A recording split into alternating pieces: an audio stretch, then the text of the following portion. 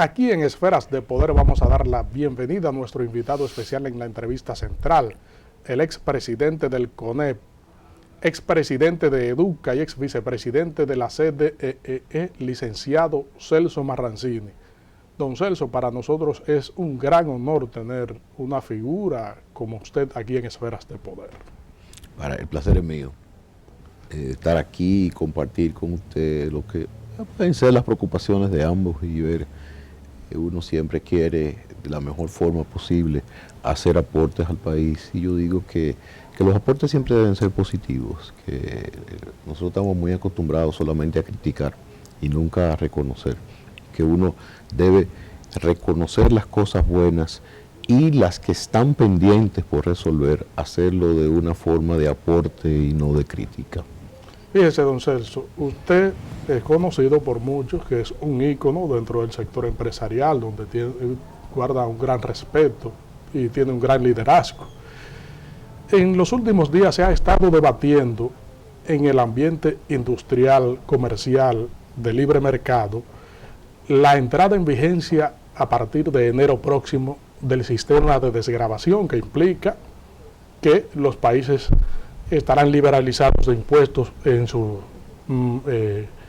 intercambio comercial. Quisiéramos saber cuáles son los retos que encaran los sectores productivos del país con la entrada en vigencia de este sistema. Mira, son muchos, y precisamente en esta semana, en el almuerzo de la Cámara Americana de Comercio, hubieron dos presentaciones excelentes, la de la licenciada Luisa Fernández, directora ejecutiva del Consejo Nacional de Zona Franca, y la de Aquiles Bermúdez, presidente de la Asociación Dominicana de Zona Franca.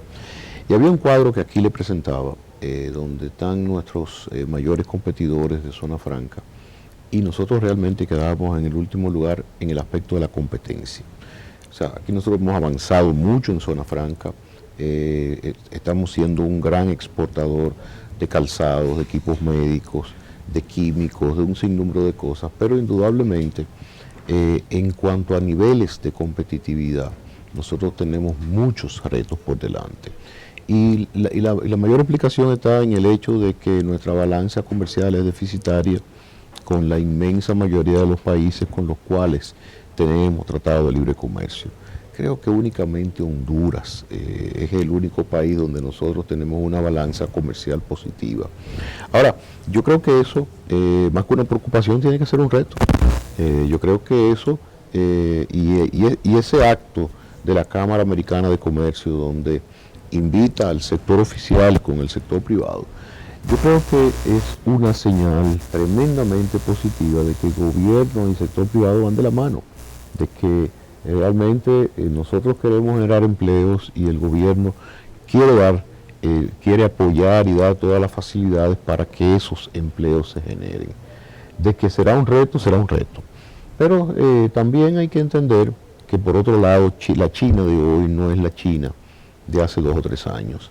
Dentro de muy pocos años el gran competidor lo volverá a ser los Estados Unidos. Los Estados Unidos, con estos descubrimientos del shale gas y que con un combustible extremadamente barato, que mucha gente piensa que los Estados Unidos van a exportar el gas al precio en que ellos lo compren, y yo siempre tengo el convencimiento de que eso es un error. Los Estados Unidos lo exportará al precio del mercado internacional y hará de su economía lo que en un momento fue la gran economía mundial. Están ampliando, están mejorando su tecnología, están haciendo grandes inversiones, pero indudablemente todavía los Estados Unidos sigue siendo el mercado más importante de la República Dominicana, y yo no veo razón de por qué nosotros, todos esos obstáculos que tenemos para poder competir, mejorar el transporte, las vías de comunicación internas aquí han mejorado de una forma tremenda. Mire, se está construyendo en este momento la circunvalación que sale desde Jaina hasta Caucedo.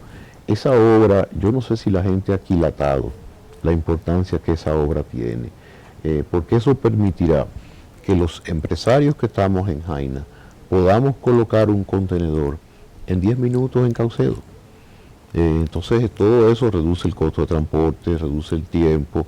Usted podrá, en vez de dar un viaje al día a Caucedo usted podrá dar 2 o 3. O sea que se van dando pasos de avance. El problema nuestro, todavía tenemos que trabajar mucho en el aspecto del flete marítimo. Es una lástima que nosotros como país todavía no contemos con una flota mercante propia.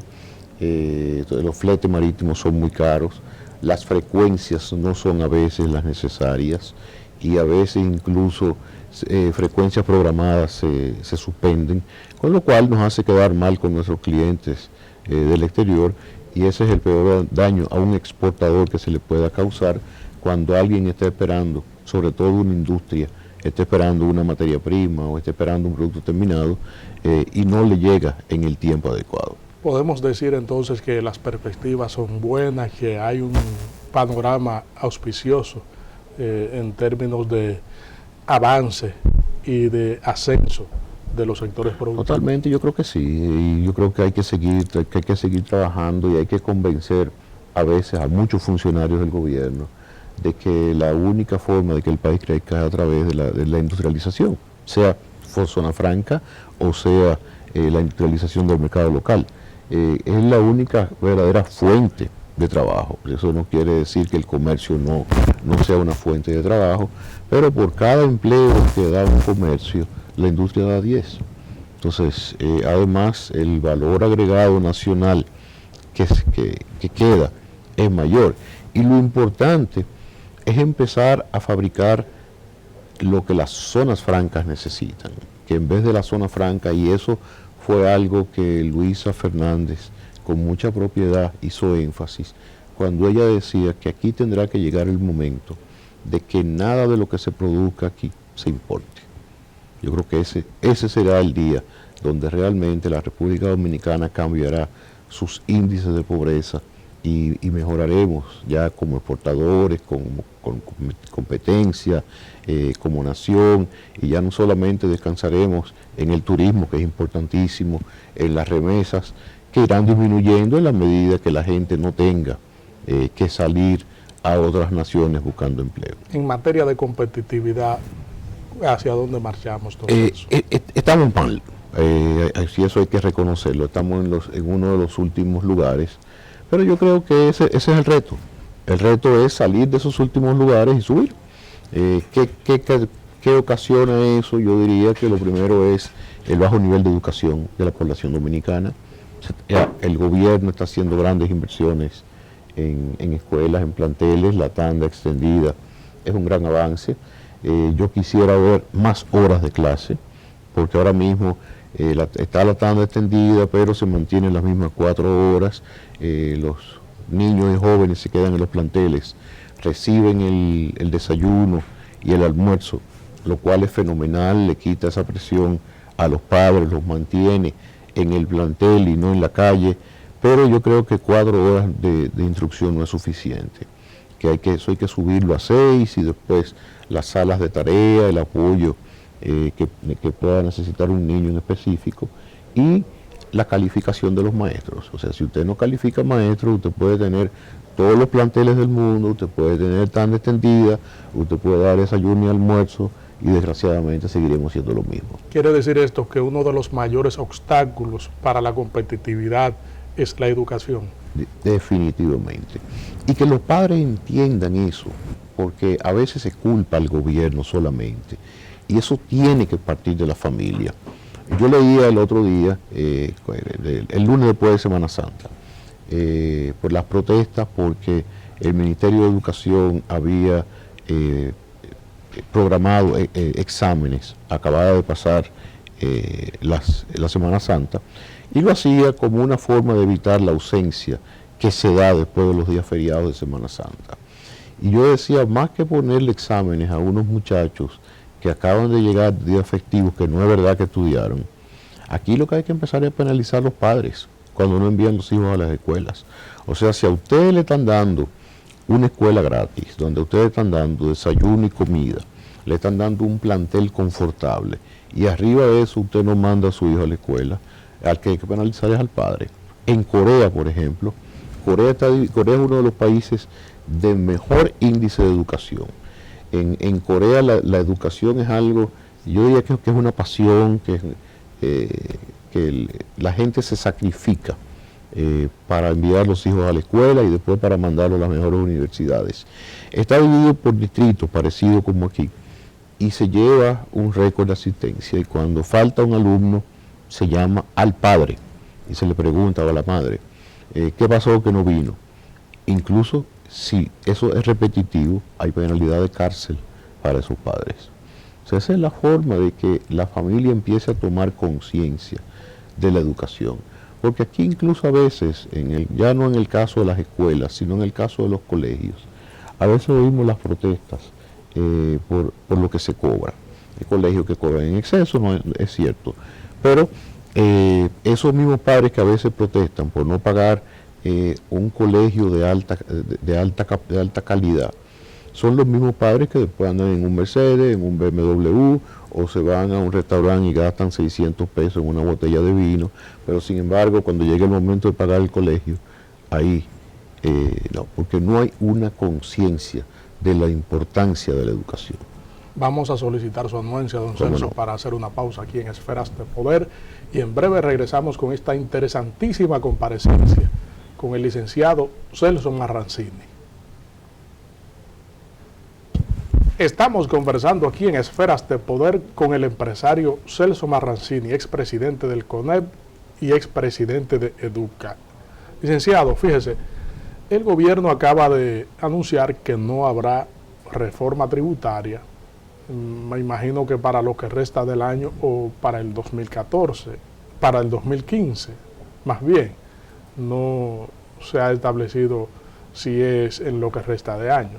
Pero sin embargo, pone un punto importante en esa declaración del director de Impuestos Internos, y es un pacto fiscal que mejore la composición y la presión. Quisiéramos saber cuál es su análisis y la deducción que tiene usted como representante de un importante sector productivo del país como es el empresarial. Bueno, aquí siempre lo que los empresarios hemos reclamado precisamente es que haya un pacto fiscal, porque aquí lo que ha habido en los últimos años son 10 reformas tributarias simplemente para completar el presupuesto o porque ha habido más gastos. Incluso uno de los periódicos en esta semana reseñaba que la nómina pública del año 2000 al año, no sé si recuerdo si el 12 o el 13, se ha duplicado. Y yo creo que uno de los problemas que el país tiene que resolver es el exceso de gastos del gobierno. De que hay una reforma, que hay que hacer una reforma fiscal, sí es cierto, porque se descansa demasiado en los impuestos indirectos y eso no es sano para la economía. Se habla de una presión tributaria de un 14%. Realmente yo no creo en esa presión tributaria de un 14%, yo creo que es mucho más alto. Cuando uno se va a los sectores productivos, nosotros hemos calculado que la presión tributaria anda alrededor de un 30 a un 33%. Indudablemente, como hay un gran nivel de informalidad, a pesar de que mi gran amiga Germania Montaz dice que la informalidad se convierte en formalidad en el momento que el informal le vende al formal y este registra la operación a través de la Dirección General de Impuestos Internos. Pero sí, yo creo que aquí debe de hacerse una gran reforma fiscal donde la población de menos ingresos no tenga que cargar con los impuestos indirectos. O sea, es injusto que una persona que gane un salario mínimo pues tenga que pagar un ITEVIS igual, aunque el ITEVIS es directo, pero está pagando lo mismo que una persona que pueda ganar 100 o 200 mil pesos. Yo creo que hay mucho trabajo que hacer, pero indudablemente, y precisamente en esta semana el CONEP presenta un estudio de cuánto significa la reforma, la informalidad, qué le cuesta al país la informalidad. Y son aspectos que hay que discutir con las autoridades tributarias, con el gobierno, para mejorar la composición de los impuestos. Yo siempre he dicho que aquí todo debía de pagar ITEVIS, que aquí no debía de haber nada exento de ITEVIS, porque indudablemente eso crea vasos comunicantes. Ya usted se va a una farmacia, por ejemplo, y usted encuentra ahí que le dan desde la medicina hasta zapatos, perfume, Más ya hay farmacias que venden comida. Entonces usted se puede encontrar en el caso, y pongo el caso de la farmacia, no porque quiera decir que la farmacia evade, sino porque ya los negocios en este país son mixtos. Entonces ahí puede haber evasión. Últimamente hemos oído como la Asociación de Comerciantes que preside el amigo Iván García ha estado protestando porque no le pongan impresoras fiscales hasta el año 2018. Yo creo que no, yo creo que aquí todo el mundo debe tener impresora fiscal. Yo creo que aquí hay que eximir a negocios pequeños, que realmente, no por el hecho de que se evaden o no evaden, sino por el hecho de que ni siquiera tienen la capacidad de tener una contabilidad organizada. Pero aquel que no paga el ITEVIS tiene una ventaja competitiva contra el que lo paga, porque usted puede venir al costo y ganarse el 18% del ITEVIS, y es el mejor beneficio del mundo. Aquel que está obligado porque es un negocio formal, porque es un negocio que está en una plaza comercial grande donde la renta le es fácil supervisar. Inclusive hemos visto negocios que se han cerrado en estos días, desgraciadamente. Un negocio emblemático de la República Dominicana, ¿quién no se ha comido un sándwich o un jugo de ese negocio?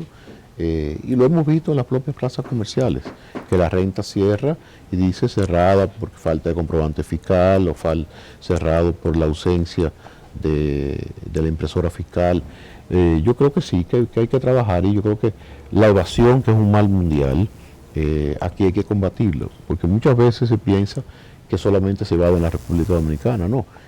Hoy esta semana en uno de los periódicos, una de estas marcas famosas, que ahora no recuerdo el nombre, los dueños fueron llevados presos por evasión de impuestos. O sea, la evasión de impuestos está desde que la humanidad surgió, porque hay que acordarse que es impuesto, ya la palabra propia lo dice, no es gracioso, simpático, agradable, sino impuesto.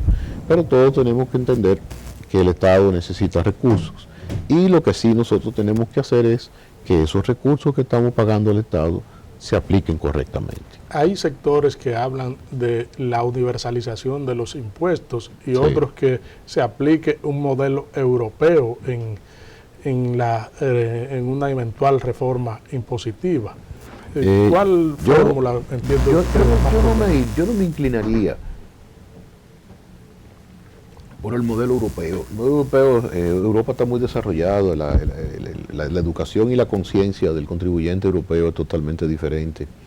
En muchos países europeos, por ejemplo, usted entra al transporte público y no le piden si ha comprado o no el ticket, es un ticket que usted compra por semana o por mes. A nadie se le ocurre subirse al autobús sin pagar impuestos. O sea, hay una conciencia totalmente diferente. La presión fiscal es bien alta en esos países, pero la presión fiscal es alta porque el contribuyente realmente recibe un beneficio de esa presión fiscal. Un contribuyente que recibe un subsidio de vivienda, donde usted puede comprar una vivienda pagando un 1 o un 2% al año, y donde el Estado asume una parte del costo de esa vivienda, donde la calidad de la educación, usted no tiene que recurrir a escuelas o a colegios privados, sino que el Estado cubre la educación. Hay sistemas de seguridad social altamente eficientes, donde usted ni siquiera tiene que comprar la medicina se la provee el Estado. Entonces, yo creo que nosotros tenemos que irnos más hacia modelos exitosos latinoamericanos, y ir mejorando la capacidad y el convencimiento a la gente de que hay que pagar impuestos. Eso pasa igual como pasa con la luz, que hay que convencer a la gente de que hay que pagar la luz. Aquí, yo creo que este es uno de los países que tiene mayor cantidad de celulares, y todo el mundo compra su tarjeta y paga sus minutos. Y cuando le quedan pocos, llama al amigo y le dice: devuélveme que casi no tengo minutos. Entonces yo creo que pasa lo mismo con los impuestos, de que todos nos acostumbremos a pagar impuestos y de que los negocios no crezcan en base a la evasión, sino en base al esfuerzo del empresario. Don Celso, hay un planteamiento que cada vez más se agita en el mundo jurídico y empresarial, que es la reforma del Código de Trabajo de la República Dominicana. Se ha planteado sobre la mesa una serie de argumentaciones que van desde la cesantía hasta el horario de trabajo y la forma de liquidación del empleado. Y se ha ido más lejos de plantearse un seguro de desempleo. ¿Cuál es la fórmula más favorable para que haya un consenso frente a este planteamiento? El seguro de desempleo es viejo. Yo trabajé muchísimo en la parte de la seguridad social. De hecho, yo firmé con Pepe Abreu, siendo presidente del CONEP, el código actual. Y recuerdo que fue el 26 de enero del año de 1999, cuando era presidente del Senado, Ramón Alburquerque. Y uno de los acuerdos a los cuales nosotros llegamos, que se implementaría en un futuro cercano, que indudablemente estamos hablando del 99 y hoy estamos en el 2014, o sea que el futuro cercano se convirtió en un futuro extremadamente lejano, era la creación de un seguro de desempleo, porque ya la propia, los fondos de pensiones cubrían en cierta medida la preocupación que pudiese tener un trabajador de que al final de su vida lo fueran a cancelar o cualquier cosa de esa.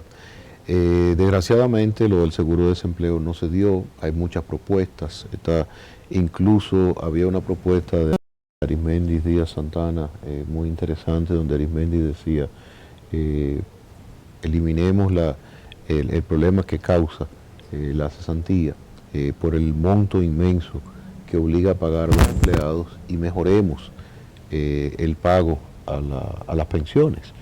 Yo creo que en esto se presenta una oportunidad y un reto. Se presenta una oportunidad porque ya el código del 92 de cierta manera ha quedado desfasado. En el 92 yo diría que éramos una economía de colmado. Éramos un país de poca actividad económica, no había las aperturas de mercado que hay hoy, no había la competencia que existe hoy, y realmente uno tiene que irse adecuando a lo que otros países tienen, porque de lo contrario no compite. Ahora, yo creo que siempre hay un principio básico que es el respeto de los derechos adquiridos. Yo creo que hay ciertas cosas que tendrá el empresariado que negociar con el movimiento sindical. Yo pienso que el horario extendido no debe de ser. Lo que sí yo entiendo que debe haber un horario flexible. Yo creo que deben de mantenerse las 44 horas. Pero fíjese una situación. Hace 10, 12 años aquí los domingos ningún negocio abría. Usted no encontraba un supermercado, usted no encontraba una tienda, todo lo contrario ahora. Los centros comerciales prácticamente abren el año entero, con excepciones para Navidad, Año Nuevo y Viernes Santo. Entonces, ya eso obliga a una flexibilidad del horario, que de hecho existe, porque siendo secretario de Trabajo, el ex vicepresidente Rafael Alburquerque, él entendió esa preocupación y esa necesidad. O sea que ahora simplemente sería plasmarlo en una ley, pero sin cambiar las 44 horas. Si usted una semana necesita trabajar 48, pues ya usted sabe que la próxima semana ese empleado trabajará 40. Ahora mismo el empleado que trabaja los fines de semana pues tiene sus 36 horas de descanso reglamentaria en el curso de la semana. Entonces, es trabajar en ese aspecto, trabajar en el aspecto de la cesantía, que son aspectos vitales y los trabajadores piden, como siempre también, y en una negociación de este tipo no puede ser nada ni de un lado de los trabajadores ni del lado de los empresarios. Yo creo que sí, que si vamos a modificar el código tiene que ser equilibradamente, que haya ganancia, que sea ganar, y no realmente, y que se entienda que no ha habido nunca en la intención del sector empresarial que los derechos adquiridos se pierdan, maltratar al empleado. Si realmente hay algo que todos tenemos que entender, es que no puede haber un desarrollo sin una comprensión y un entendimiento adecuado entre la parte laboral y la parte patronal. O sea, nosotros somos socios. Yo creo que eso de trabajador y empleador, yo creo que ya esa palabra incluso debe hasta de desaparecer. ir a la palabra de socios. O sea, no hay un negocio que prospere si no hay colaboradores que trabajen con uno. Usted puede tener todo el capital del mundo y usted, bueno, no sé qué negocio usted puede hacer solo, pero tal vez usted no puede hacer este programa solo, porque si el camarógrafo que tenemos aquí no estuviera haciendo su trabajo, el programa no sale al aire. Y hay muchas más personas involucradas en todo esto, hay otros arriba en los controles, o sea, hay toda esa relación, todo un equipo. Todo es un equipo. Y así es como tenemos que vernos.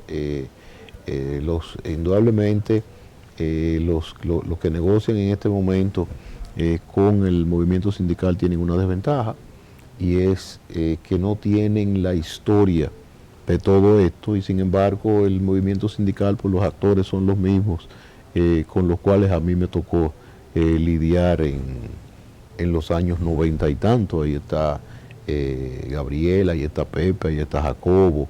O sea que ha habido, los sindicalistas se parecen a los políticos, sí, que no se retiran. Permanecen.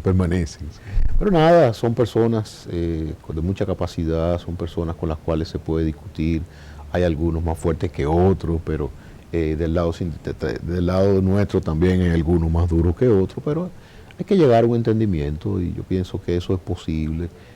Hay buena voluntad de las dos partes, porque yo he conversado con Gabriel especialmente, con todos me une una gran relación, pero con Gabriel especialmente, y Pepe por supuesto, y en ambos lados pues hay la intención de que las cosas mejoren.